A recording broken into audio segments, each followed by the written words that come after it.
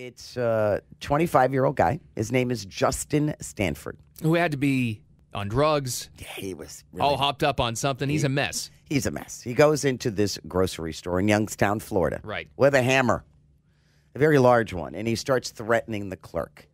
So the cops come in because they're called, and the cops realize that this guy is either, I don't know, he's on meth, he's on whatever, flocka. Something. He's on something. He's waving this hammer around. He's threatening to kill people. He's breaking stuff.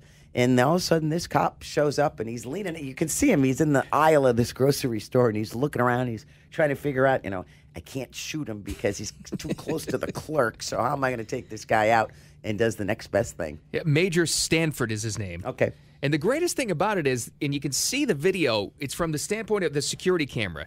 So at the time, you can only see Major Stanford and the bean aisle.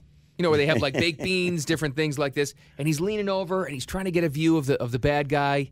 He leans over again. You only see him.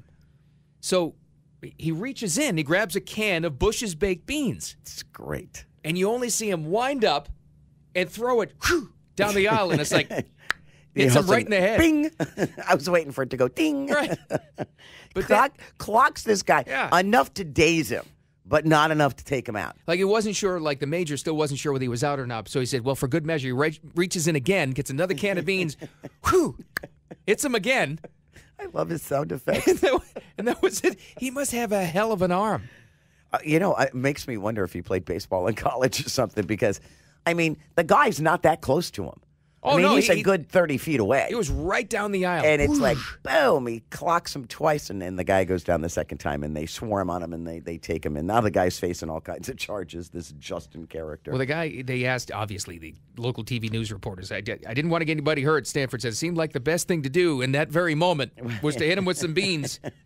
And if Bush's baked beans don't use this for a commercial. Or if they don't give the Youngstown, Florida Police Department Bush's beans for lifetime for free, I'll be shocked.